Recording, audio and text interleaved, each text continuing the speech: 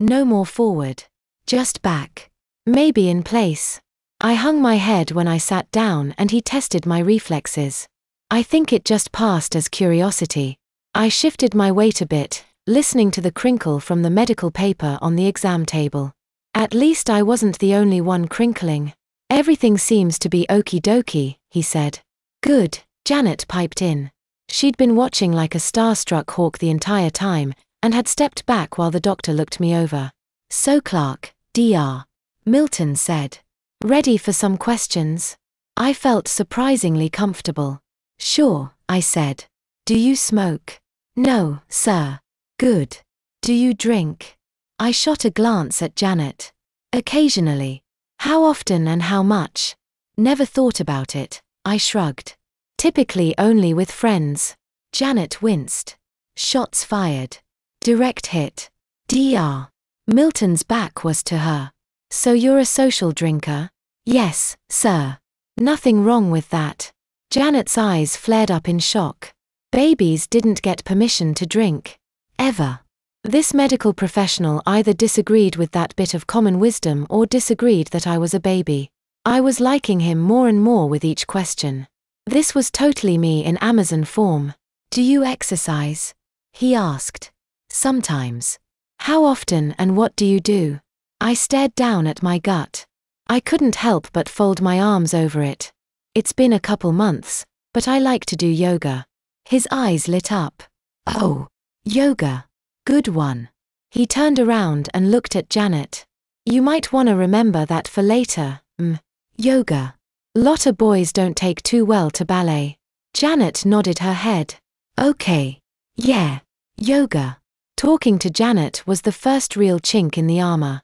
The next question blew a fist-sized hole in it. How is your diaper? My hands shot back down to my crotch and my heart jumped back up to my throat. Dry. I yelped. I'm dry. Potty trained.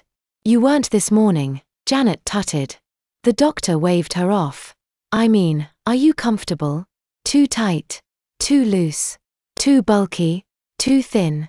What? I had no idea how to answer that question. I guess, why are you asking? Dr. Milton tilted his head to the side.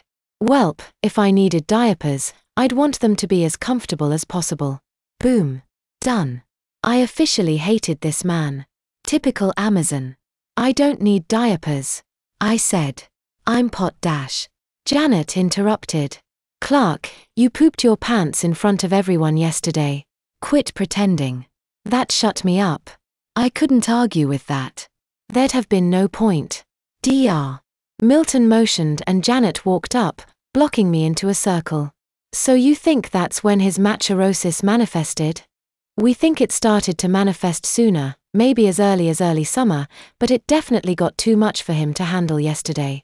The old fellow stroked his chin. Yes. I could see that. I started wilting. False hope can do that to a person. You're not going to get me out of this, I mumble, are you? I felt a tough calloused hand on my shoulder. Right now, Clark's brain and body chemistry is just going all over the place. There it went. He was talking about me instead of to me. Serotonin and dopamine are going crazy, and not in the good way. His oxytocin levels are lowering, and littles in general produce low amounts of oxytocin. Oxytocin, the cuddle hormone. Such bullshit. Littles didn't produce too little of it. Amazons just made too much. Bullshit. Such bullshit. I just shook my head, muttering as much, not caring if they heard me. I'm worried about his bladder, Janet said to him. He hasn't wet since I changed him this morning. I lifted my head. Might as well howl and spit into the wind.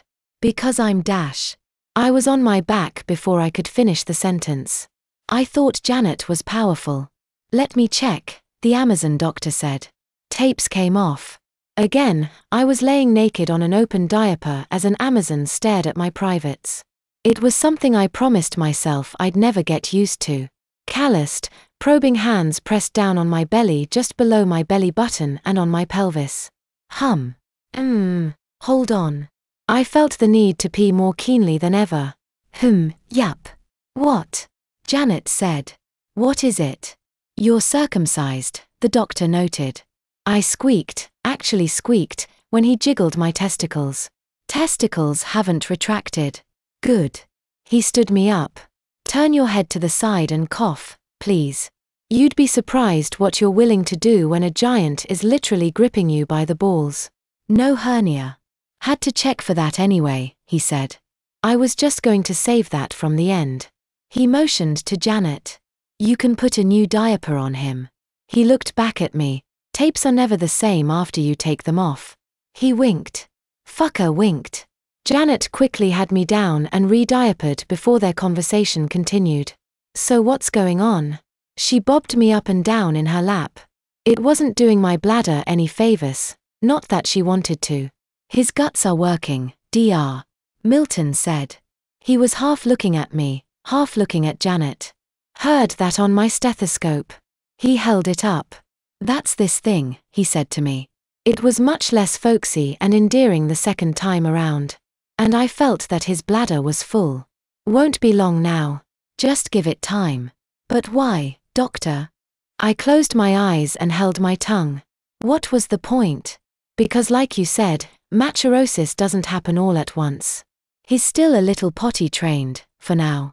The diapers are just a likely eventuality, so might as well get used to 'em. I felt disgusted with myself for relating to this quack for even a second. Now, he sounded like the worst parts of both. He looked right at me. Nothing wrong with that. Then you try wearing them, I growled. If I need them, I will. The line was so quick.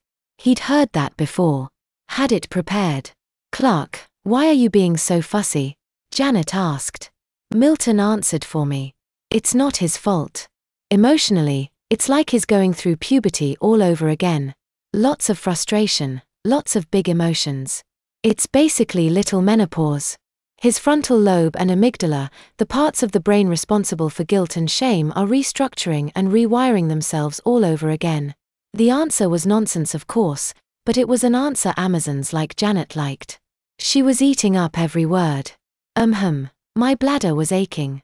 She was bouncing me just a little bit faster. Why is he so angry though? Cranky. It's not like him. It's like I said, the quack repeated. His brain is redeveloping itself, but he has the added obstacle of having all of his previous memories and experiences. You and me, we did stupid stuff when we were kids. But our brains developed, and we gained more knowledge and experience. Now, we look back and laugh now that we've mellowed. We are not who we are now, who we were then. And Clark. The snake oil salesman took a deep breath. Again, he was talking to Janet. This time, though, he was looking right at me. Clark. He's going backwards, but he's still got all of those memories of going forward. His brain and body are telling him to be a toddler or a baby again, but his mind remembers moving past that. He's going to have all the mind and memories he's always had, but the emotional and physical needs of someone much, much less. Well, mature. He shrugged. He's basically at war with himself. Janet stopped bouncing me. That makes so much sense. Sure it did. If you closed your eyes and didn't think too hard. I sighed, if only because I was going to be able to hold my bladder a bit longer. It's why, for a while he said, those hypnotunes were so en vogue. Help the mind accept what the brain and body want by wiping clean the parts that fight the hardest. I don't want hypnosis, Janet said. I could feel her shaking her head, it was so hard. She started petting me, as if she were afraid I might get mind fucked just for being in the same room where it was discussed. He waved the idea away. Wouldn't think of it. That stuff is garbage, and illegal besides. I'll prescribe you something with plenty of electrolytes to help things move along and keep him hydrated. Also something to help out with the oxytocin problem. He whipped out a pen and started scribbling on a prescription pad. In the meantime, I'd also recommend getting him into a good daycare program. The best ones are pretty expensive, but you might be able to get into one of the publicly funded ones. I felt Janet give me a squeeze. Was she trying to make me use my diaper by sheer force or just that excited? It was hard to tell. He's already enrolled in Oaks Higher Elementary, she squealed. Oaks Higher? The doctor's face turned into a Christmas tree. With Melanie both. Aha. We're co-workers. Milton slapped his knee. Well, all right then. I've known Melanie for years. She's one of the best littles teachers I've ever met. Attends my seminars on the subject at least once a year. I was thinking of having her help me write a paper on the subject. My jaw went slack. My eyes went blank. The only physical stimuli that registered to me was the growing and gnawing pain in my bladder. I stopped listening to them and retreated inside myself. Melanie Boaf and this asshole knew each other, but I'd never heard her talk about him before. Not that I'd ever asked or wanted to know exactly where she got her cult-like doctrine from. It made sense why they sounded so much alike, too. It's just that. Do you remember that feeling when you're a kid, maybe a kindergartner, maybe a little younger or a little older, and you first find out that your teacher has a life outside of the classroom? Has a family? Maybe cats? Enjoys video games? That feeling that there's this person in your life that keeps you safe and seems to care about you and acts as a friend to you, almost like an extra parent, and then it dawns on you that they know so much about you and you know almost nothing about them. You feel like you just got let in on a big secret. You also feel like maybe the world isn't as simple as you led yourself to believe. In a way, you kind of feel like a bad friend or student or person, like you should have known this already. Just then, I was feeling that about one of my oldest Amazon friends and co-workers, who until yesterday had shielded me for close to a decade from other asshole Amazons. I was a kindergartner, if that. I was 32. The two feelings weren't emotionally mutually exclusive, it seemed. So don't worry, Dr. Milton said, breaking in on my thoughts. Mrs. B will help Clark out a whole lot. He ruffled my newly curled and dyed hair. I used to work with her, too. I blurted out. I felt stupid. I felt wrong. But I had to say it. We worked together.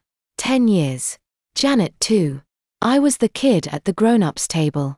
Nothing worth saying, but I needed to say something.